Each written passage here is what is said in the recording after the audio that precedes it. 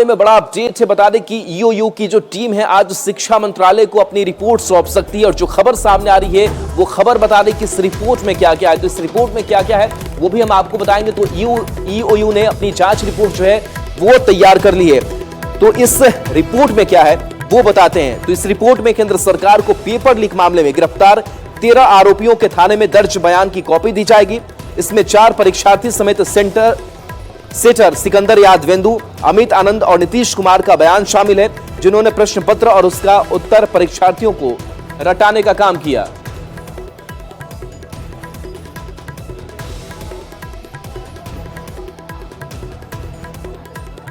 और इस पूरी खबर पर सुशील पांडे हमारे साथ न्यूज 18 संवाददाता जुड़े हैं। सुशील, अगर ईओयू की टीम की बात करें तो लगातार कार्रवाई इस पेपर लीक मामले में कर रहा है। जो रिपोर्ट तैयार की गई है उस रिपोर्ट में क्या है जो शिक्षा मंत्रालय को सौंपा जाना है?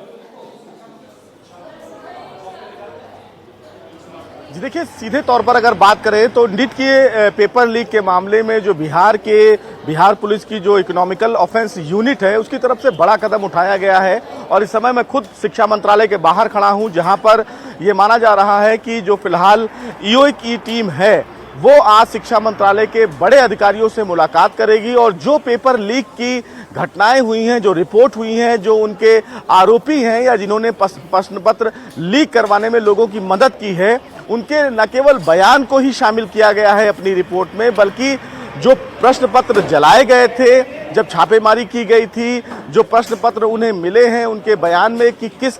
तरीके से उन्होंने प्रश्न पत्र लीक किया, इसका मोटिव क्या है और इसमें कौन लोग शामिल हैं, किस आधार पर प्रश्न पत्र को लीक करवाया गया, ये तमाम चीजें उस रिपोर्ट में फिलहाल शामिल की गई हैं। आपको याद होगा कि शिक्षा मंत्री धर्मेंद्र प्रधान ने खुद ये कहा था कि अभी तक नीट के पेपर लीक के संबंधित मामले जो हैं उनके समक्ष नहीं आए हैं, लेकिन अगर ऐसी चीजें, ऐसी जानकारी उनको मिलती है कि नीट के पेपर लीक हुए हैं तो निश्चित रूप से उनके खिलाफ कठोर से कठोर कार्रवाई की जाएगी। और बिहार पुलिस के द्वारा इस मामले में बड़ी कार्रवाई करते हुए एक बड़ा कदम उठाया गया, जिसमें उन्होंने ये बताया है कि नीट में पेपर लीक जैसी घटनाएं भी हुई हैं और पेपर किस तरह लीक हुआ, कौन लोग उसमें शामिल थे, उन तमाम लोगों के बाकायदा बयान को उस रिपोर्ट में शामिल किया गया। और न केवल बयान बल्कि वो प्रश्न पत्र जिससे लीक करवाया गया, कुछ प्रश्न पत्र जला दिए गए, कुछ अंक पत्र भी जलाए गए,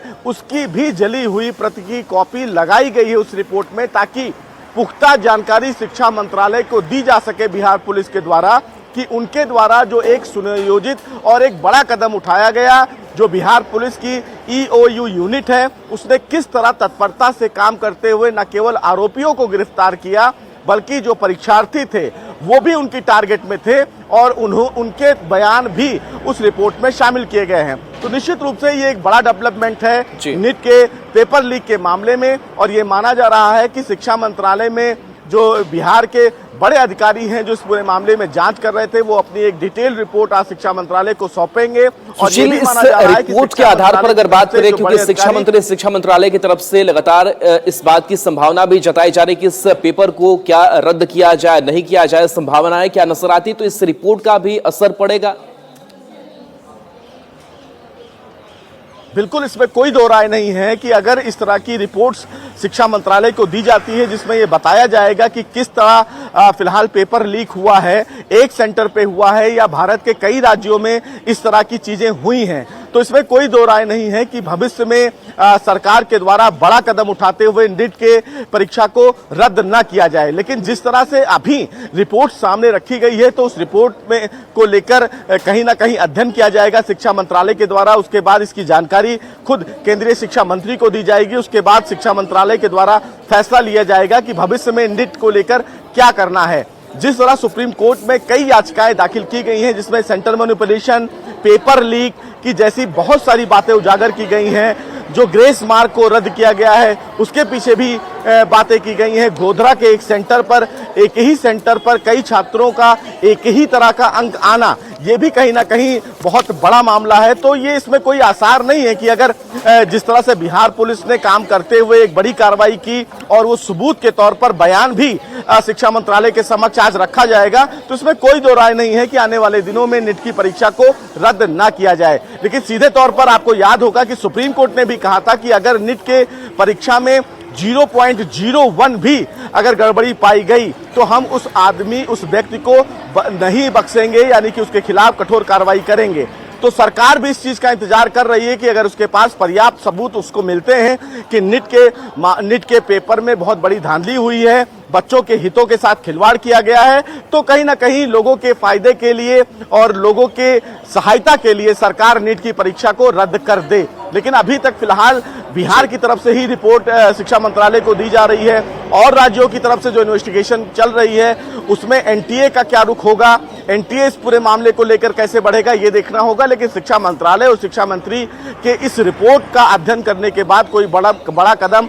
जरूर उठाया जाएगा, क्योंकि पहली कार्रवाई जो है वो बिहार सरकार की तरफ से की गई थी और बिहार सरकार ही ऐसा राज्य है जिसने सबसे पहले अपनी रिपोर्ट जो है वो शिक्षा मंत्रालय को आज देने के लिए आगे बढ़ा है। चलिए, बिल्कुल इस पर नजर बनाए रखिए। बहुत बहुत तो शुक्रिया इस अपडेट के लिए आपका। तो देखिए, इस नीट पेपर लीक मामले में लगातार जो डेवलपमेंट है वो हो रहा है और इस बीच खबर ये भी सामने आ रही कि तेजस्वी यादव के पीएस का जो जिक्र किया जा रहा था कि तेजस्वी यादव के पीएस और साथ ही सिकंदर यादवेंदु का जो संबंध है वो क्या, इस पर भी जांच चल रही है और इसको भी लेकर के खबर सामने आ रही कि ईओयू के समक्ष जो है वो पेश होना पड़ सकता है तेजस्वी के पीएस को। इसके साथ साथ सिकंदर यादवेंदु पर भी लगातार जो अधिक संपत्ति का आय से अधिक संपत्ति का जो मामला है वो दर्ज किया जा रहा है और इस पूरे मामले को लेकर के ज्यादा जानकारी दे रहे हैं न्यूज़ 18 संवाददाता संजय कुमार। पेपर लीक कांड में कई अपडेट्स सामने आए हैं और सबसे बड़ी बात यह है जो सूत्र बता रहे हैं कि इस पूरे मामले में पूर्व उप मुख्यमंत्री तेजस्वी यादव के जो पीए हैं उनको ईओयू ने नोटिस जारी की है और उनसे पूछताछ की जाएगी। तो उनसे पूछताछ कब होगी, हालांकि इस बात की जानकारी नहीं मिली है, लेकिन सोर्स बता रहे हैं कि उनको नोटिस दी गई है और उनसे जानकारी ली जाएगी। इसके अलावा जो महत्वपूर्ण डेवलपमेंट है वो ये है कि सिकंदर कुमार यादवेंदु जो जूनियर इंजीनियर है बिहार सरकार का, वो नीट पेपर लीक कांड में गिरफ्तार हुआ है। अब तक का मास्टरमाइंड वो था। उसके खिलाफ आर्थिक अपराध इकाई अपने थाने में एफआईआर लॉन्च करेगी डीए केस में, यानी आय से अधिक संपत्ति मामले में। दरअसल सिकंदर कुमार यादवेंदु पहले ठेकेदार था और रांची बेस्ड था, यानी उसकी पृष्ठभूमि रांची से जुड़ी हुई है और उसके बाद वो जूनियर इंजीनियर बना बिहार में। तो पिछले 12 साल में उसने कुछ संपत्ति अर्जित कर ली है। रांची में उसका एक मकान भी है और फ्लैट भी बताया जा रहा है। साथ ही उसने अपने बेटे के लिए रांची में बाईपास रोड में स्पोर्ट्स का शोरूम भी खोला है।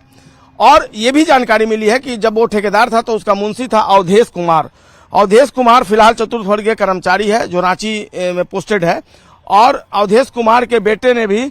इस पूरे मामले में जो है एग्जाम दिया था, नीट का एग्जाम दिया था अवधेश कुमार का बेटा, जिसका नाम अभिषेक बताया जा रहा। तो अभिषेक को पटना पुलिस ने गिरफ्तार किया था, अवधेश कुमार भी गिरफ्तार हुआ है और फिलहाल ये सभी दोनों बेऊर जेल में बंद हैं। इन्वेस्टर था, अवधेश कुमार इन्वेस्टर बताया जा रहा है, जिसके बारे में जानकारी